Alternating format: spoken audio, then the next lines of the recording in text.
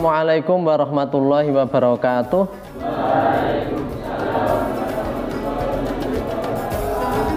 Alhamdulillah wa syukrulillah, la haula wa la quwata illa billah. Assalatu wassalamu ala rasulillahi Muhammad ibn Abdillah. Amma ba'du. Adik-adik, anak-anakku semuanya, alhamdulillah kita bisa melanjutkan lagi tadabbur, tafakuh, ta'amuk kita dengan ajaran Allah dan Rasulullah ini. Pada kali ini saya akan menyampaikan ya terkait apa sebenarnya yang harus kamu lakukan di dunia ini. Apa tujuan utamanya? Kan orang sering dengan bahasa yang sastrawi ya, mengandung sastra mengatakan, untuk apa aku dilahirkan? Untuk apa aku hadir ke dunia ini? Jangan bingung kalau kamu sebagai orang Islam itu jelas itu, jelas di dalam Al-Quran itu dengan jelas disampaikan gitu ya. Dalam surat Adz-Dzariyat itu, a'udzubillahi minasyaitonirrajim, wa ma khalaqatul jinna wal insa illa liya'budun. Tidak kami ciptakan jin dan manusia kecuali untuk beribadah kepada saya, kepada Allah Subhanahu wa taala, begitu. Jadi menurut Allah tujuan hidup kita itu jelas untuk ibadah. Ibadah itu luas sekali. Tapi visi ya, tujuan kita dalam hidup itu memang ibadah kepada Allah. Ibadah itu bukan hanya sholat ibadah yang kamu lakukan secara ritual itu, tapi ibadah itu kullu amalin yuqsadu biha wajhullah fa wal ibadah. Seluruh amal yang ditujukan untuk mencari mencari ridho di hadapan Allah, maka itu namanya ibadah. Belajarmu, membersihkanmu, menyapunya kamu, mencucinya kamu, berbaktinya kamu pada orang tua, hormat kamu kepada guru, membaca, kamu belajar, itu semua bernilai ibadah asal ditujukan kepada Allah. Lebih dari itu, ini ada bagus sekali syair dari pujangga dari Mesir ya. Jadi pujangga dari Mesir itu ada syair begini, kifduna ra'yaka fil hayati dunya mujahidan fa innal hayata aqidatun wa jihad. Wah, bagus sekali. Jadi berpendirianlah di dalam hidup kamu itu sebagai seorang mujahid. Wah, mujahid bersungguh-sungguh. Innal hayata aqidatun wa jihad. Sesungguhnya kehidupan itu adalah mempertahankan akidah dan berjihad bersungguh-sungguh. Itu hakikat hidup. Wah, bagus sekali kan. Ini puisinya ini enggak kayak puisi melo ya, melankolis enggak. Jadi kifduna ra'yaka fil hayati dunya mujahidan innal hayata aqidatun wa jihad. Berpendirianlah kamu di dalam hidupmu itu sebagai seorang mujahid yang bersungguh-sungguh, orang yang punya kesungguhan untuk mempertahankan pendapatmu. Fa innal hayata aqidatun wa jihad. Karena sesungguhnya kehidupan itu hakikatnya itu mempertahankan keyakinan dan berjuang. Jadi lahir kamu, hidup kamu itu sebenarnya dilahirkan untuk berjuang. Berjuang itu apa? Berbuat kebaikan, menegakkan kebaikan, harus begitu. Jangan berpendirian kayak orang yang enggak jelas visi hidupnya, arah hidupnya, tidak berakar pada Quran dan hadis. Jadi hidupnya katanya hidup hanya sekali, maka jangan kamu bersedih misalnya begitu ya. Jadi enjoy life, nikmati hidup, nikmati masa mudamu. Ini kayaknya orang biar berhura-hura begitu saja. Justru masa muda itu untuk fight tadi, berjuang tadi. Masa berjuang, karena di dunia ini semua perubahan dilakukan oleh orang-orang muda. Begitu. Karena orang tua itu sudah menunggu waktu, orang-orang muda itulah. Kalau dalam kata-kata bijaksana itu, mahfudzat itu kan ada kata-kata inna fi yadi syubani amrul ummah. Sesungguhnya ada di tangan pemuda nasib umat itu. Jadi umat Islam itu nasibnya ya ada di tangan-tangan kamu yang muda-muda itu. besok umat Islam mau maju mundur itu ya tergantung kamu. Kalau kamu menjadi generasi yang tangguh, maka kamu akan memperkokoh umat Islam itu. Tapi kalau kamu menjadi generasi yang ya ala kadarnya, ya umat Islam akan menjadi ala kadarnya. Karena 10-20 tahun lagi kamu itu akan berkiprah. Dan yang tua-tua itu sudah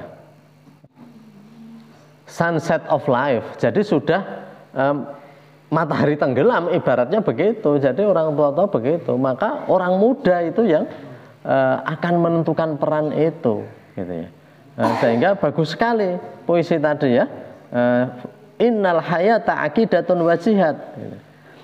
Sehingga memang hidup itu bagi kalian semuanya ya bersungguh-sungguh berjuang untuk mencari kebenaran, untuk memperkokoh keyakinan dalam kebenaran, dan untuk memperjuangkan kebenaran itu. Sehingga memang dalam hidup dunia itu jangan hanya kamu itu mengikuti nafsu, karena mengikuti nafsu itu akan rusak. Karena kehidupan hanya kamu ambil yang menyenangkan, bukan yang baik, tetapi yang menyenangkan. Yang tadi disebut orang itu enjoy life, nikmati masa mudamu, gitu ya. Nikmati masa mudamu itu konotasinya ya bersenang-senang, ya tidak begitu. Nah, kalau di dalam hadis di mana ada 7 orang ya yang akan dapat perlindungan tadi kan salah satunya adalah syabun nasa'fi ibadatillah, pemuda juga yang tumbuh besar dalam aktivitas ibadah kepada Allah, perjuangan. Jadi gitu. Lalu kehidupan dunia gimana Pak kalau nggak kita nikmati? Ya menikmati sekedarnya dalam koridor, dalam bingkai, dalam batasan yang diperkenankan oleh ajaran Islam.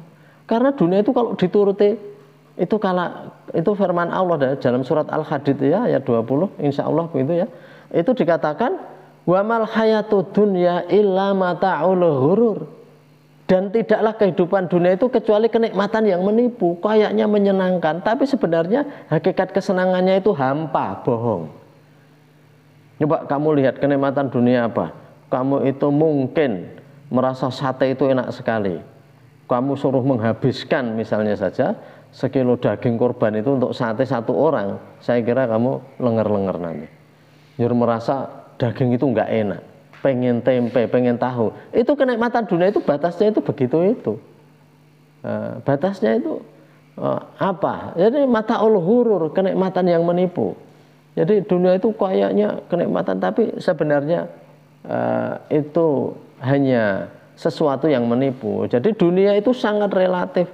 Belum kalau dilihat waktunya hanya sebentar. Karena itu kamu jangan menjadi anak muda jangan sok lebay. Yang sok menganggap waduh kita menderita di dunia ini, hidup banyak sekali Pak, masa kita itu menderita, di sini aturannya begini-begini, nggak boleh ini, nggak boleh, jangan begitu. Itu semuanya itu untuk mengawal kamu agar kamu itu dalam bahasanya anak muda itu on the right track ya.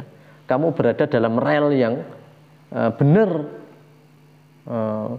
Yakin kalau cuman ingin menjadikan anak itu nakal, anak itu durhaka, itu mudah sekali. Asal anak itu dibiarkan, nah, insya Allah gampang tadi anak yang tersesat. Gampang itu. Jadi kalau ada orang tua niat ingsun nggawe cah nakal gitu ya, wis angger nengke wae dadi. Diamkan aja ukah jadinya itu. Wis lunga nanti terserah pergi kemana, berteman sama siapa saja, makan apa saja, wis niat ingsun nggawe cah nakal gitu ya. Wis tanpa usaha bisa. Tapi bismillah niat ingsun bikin generasi yang bagus, wah berdarah-darah ini. Kamu mungkin dibenci, wah kamu sampai bosan mengingatkan, sampai bosan ngajak kebaikan gitu itu. Itu namanya jalan mendaki ya. Ini dalam surat Al-Balad ya, a'udzubillahi minasyaitonirrajim itu kan ada la uqsimu bihadzal balad dan seterusnya itu. Di sana ada falak tahamal aqabah. Falak tahamal. Mereka itu orang-orang yang jelek itu tidak mau menempuh jalan yang mendaki ya. Jalan mendaki itu kan berat. Ndronjong itu sepeda tanpa direm, tanpa dikawel saja itu bisa langsung, tapi mendaki itu harus hard working ya, kerja keras.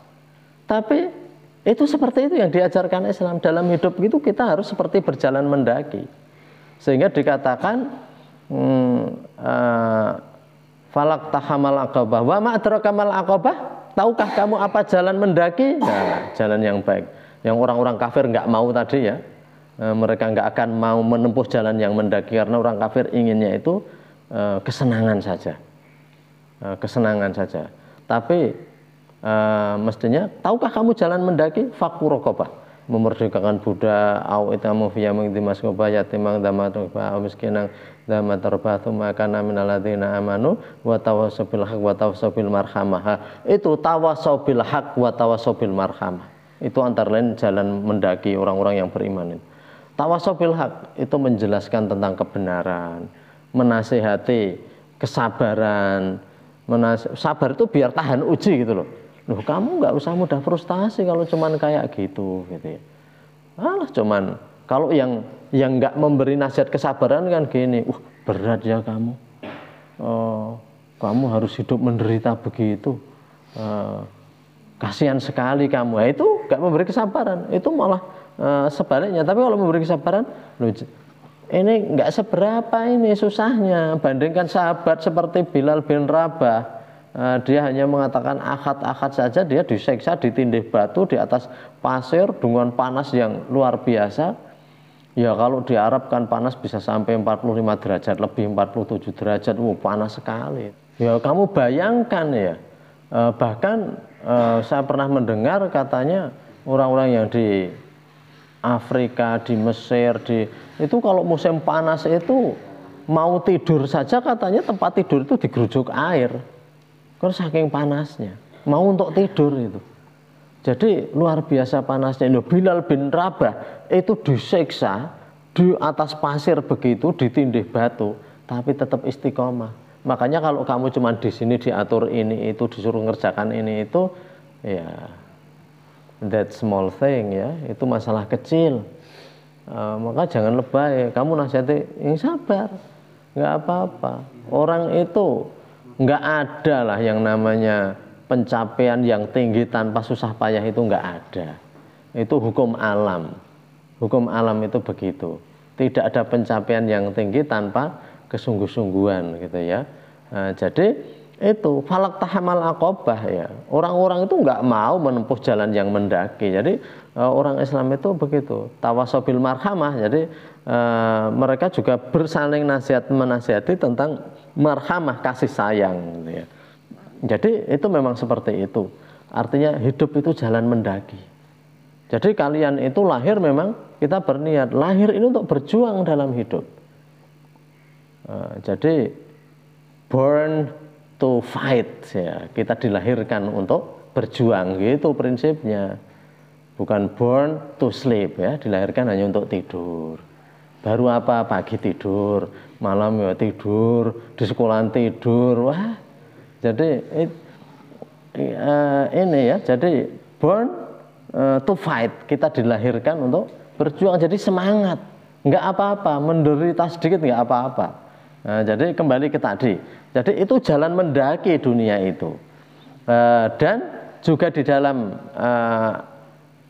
salah satu nasihat gitu ya. Insya Allah ini nasihat dari Imam Syafi'i ya. Itu mengatakan panjang ya, dari awalnya safir tajid iwadun amatu fariquhu wan sab fa inna ladzal aisifin asab. Tapi yang terkait ini yang bait kedua tadi. Wan sab fa inna ladzal aisifin nasabi. Dan bersusah payahlah kalian.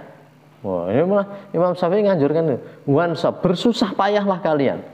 Fa inna ladzal aisifin nasabi. Karena sesungguhnya kenikmatan lazidzal aisi, lazid itu lezat, lazid. Fa inna lazidzal aisi, sebenarnya kelezatan hidup, kenikmatan hidup ada dalam bersusah payah. Nasihatnya bagus sekali. Kenikmatan hidup ada dalam susah payah. Saya beri contoh gini.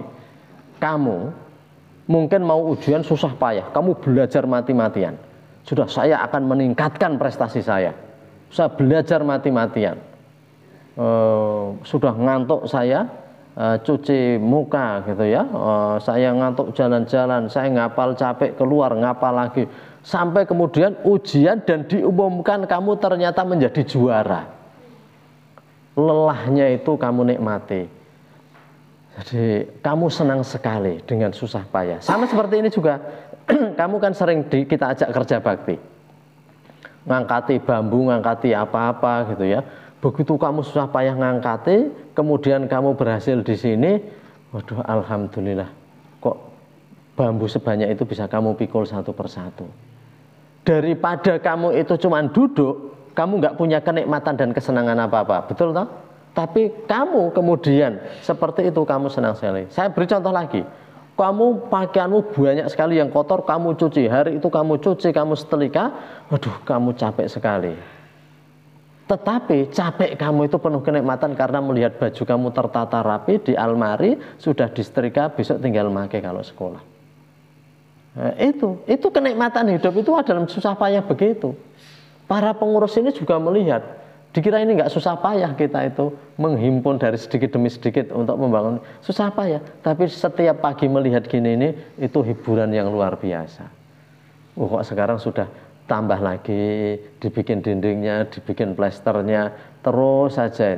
Kamu kan bayangkan ya, dari sejak dulu masih kebun, kamu diajak jaga malam, ketika membuat pondasinya dan seterusnya, sampai kemudian jadi seperti ini. Itu kalau kita rasakan, loh kita 10 bulan lebih harus menunggu di barak itu. Karena apa? Kita takut ada hal-hal yang hilang.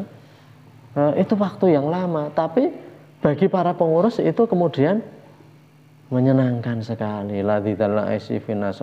Kenikmatan itu nggak bisa dinikmati oleh orang-orang yang hanya diam saja dalam hidupnya. Betul kata Imam Syafi'i, ini ilmu tinggi. Wong susah payah kok tapi nikmat hidupnya gitu ya. Itu ilmu tinggi. Mungkin kamu urung tak mudeng bareng, tapi nggak apa-apa. Kamu dengarkan dulu. Besok kalau kamu hidup bertahun-tahun kamu akan merasakan. Seperti pernah saya cerita, ini sebagai penutup, saya akan pernah cerita. Saya ingat ketika SD itu, guru SD saya, guru SD kelas 1, sekarang sudah almarhumah ya ibu guru itu. Almarhumah itu sepedanya itu ditutup rantai, diketeng, itu ada tulisannya gini, sopan santun berarti atau adalah menghormati diri sendiri. Saya ketika baca itu nggak tahu, naik kelas 2 SD, kelas 1 SD, atau saya bisa baca pokoknya kelas 2 SD ketika itu, nggak tahu maksudnya sopan santun kok menghormati diri sendiri itu apa. Tapi kan saya hafal karena itu stiker. Stiker itu, sampai sekarang apa? Nah setelah tua makin paham. Oh betul. Bahwa sopan santun itu ternyata menghormati diri sendiri. Jadi begini contohnya, kalau kamu itu sopan pada orang lain itu juga sopan pada kamu. Mas mau pergi kemana? Loh mau ikut Pode. Nanyanya pun kan hormat begitu. Kamu bilang nondi, nopo. Jadi itu artinya itu kamu sendiri nggak dihormati. Apalagi kamu nggak sopan kepada orang tuanya. Jadi kan nggak sopan kepada orang tuanya, kamu menghina, wah kamu akan dibalas dihina. Jadi kamu menghina orang tuanya, dia akan balas menghina orang tua kamu. Jadi artinya kalau kamu sopan, kamu bagus, kamu dengan perilaku yang baik, sebenarnya itu kamu sedang mengajari orang, kamu juga berperilaku baik sama saya. Walaupun kita nggak minta, itu sudah resiprokal, itu hukum alam, hukum timbal balik. Sesuatu yang kita berikan dia akan balik. Setiap kita sopan kepada orang, berperilaku baik, maka berarti kita sedang menghormati diri kita sendiri. Kita ketika itu semaunya, sebenarnya kita sedang menjatuhkan harga diri kita sendiri. Itu betul. Betul. Jadi sampai di sini ya untuk kali ini. Yang jelas tadi ya, prinsip yang penting, kamu nggak usah bingung hidup itu untuk apa. Ya hidup untuk berjuang. Born to fight, ya, dilahirkan untuk berjuang ya. Jadi demikian, ada khilaf saya mohon maaf. Assalamualaikum warahmatullahi wabarakatuh. Nastaghfirullah li wa lakum ya.